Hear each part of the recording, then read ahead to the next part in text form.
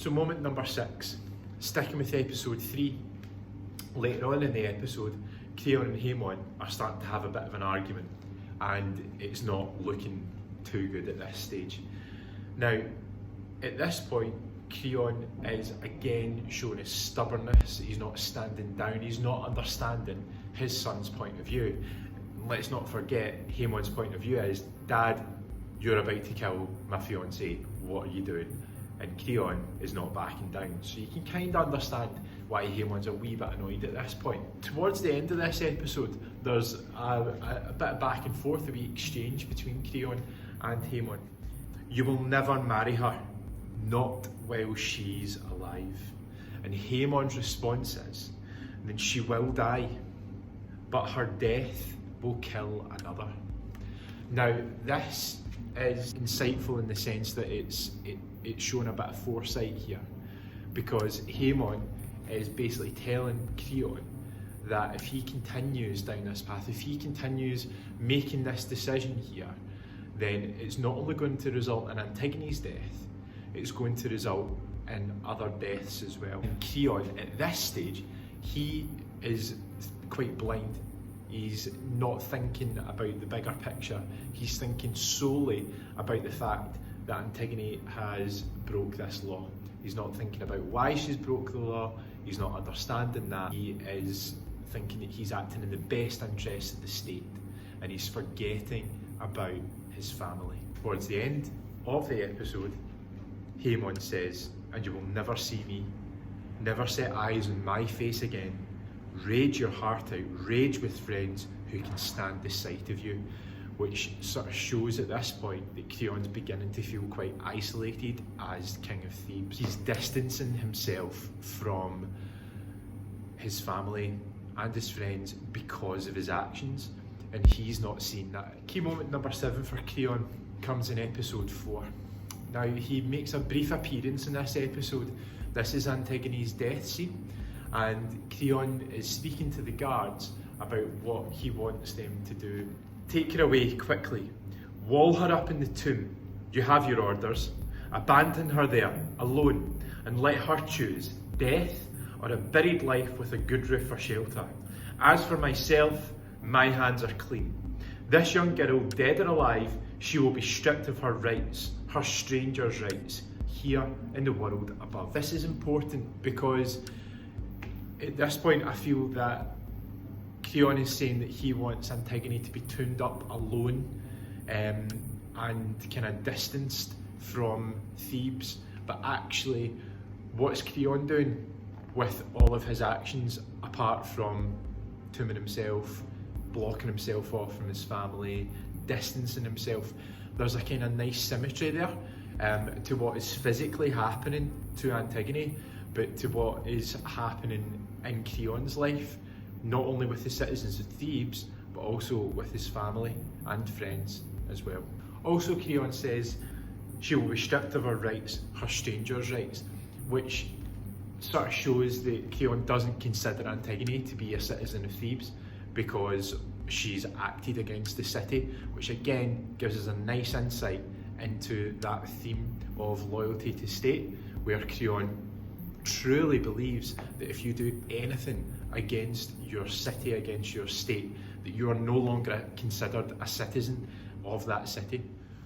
Moment number 8 in episode 5 comes when Tiresias enters. Now, Tiresias is the blind seer. This is quite nice in many ways because this prophet who is blind can actually see more of what is happening in Creon's life than Creon can. Tiresias is trying to warn Creon off of not giving Polynices the burial rights. He's trying to say that this act alone will anger the gods. What does that do? It angers Creon. Creon then says to Tiresias, "You will never bury that body in the grave, not even if Zeus's eagles rip the corpse and wing their rotten pickings off to the throne of God." Now, that's basically him saying to Tiresias, you're not going to be burying the body of Polynices, my word stands. And again, this links into the theme of power, because Creon believes that his power is absolute, and his power, his law, is actually more important than the law of the gods. Moment number 9. Later on in episode 5, Creon is then speaking to the leader, and it's at this point when we actually start to see that Creon's stubbornness, hubris and arrogance is actually starting to waver. He is asked by the leader of the chorus about the prophecies that Tiresias has just given him. Creon responds and says, "I know it myself. I'm shaken, torn. It's a dreadful thing to yield. But resist now. Lay my pride bare to the blows of ruin. That's dreadful too." That's important because it shows that at this point now, the only thing that is stopping Creon from not giving Polynices the burial rites, from not sentencing Antigone to death, is his own pride. His own pride is holding him back now. It is stopping him from actually fixing things in the eyes of the gods. So that links into the theme of loyalty to gods, but also links quite nicely into loyalty to family as well. Key moment number 10 comes in the epilogue. It's at this point that Creon realises that his actions have had some devastating consequences. In this episode, Haemon kills himself. So does Creon's wife after hearing news of Haemon's death. Now, this makes Antigone a tragedy. Antigone has now died. Haemon is now dead, as well as Creon's wife. Now, this means that Creon's actions have impacted upon his family. He has been blinded by his own hubris and arrogance, and this has meant that he has isolated himself. As mentioned previously, that nice sort of symmetry between Antigone's death and Creon's eventual outcome is actually plain for all to see now.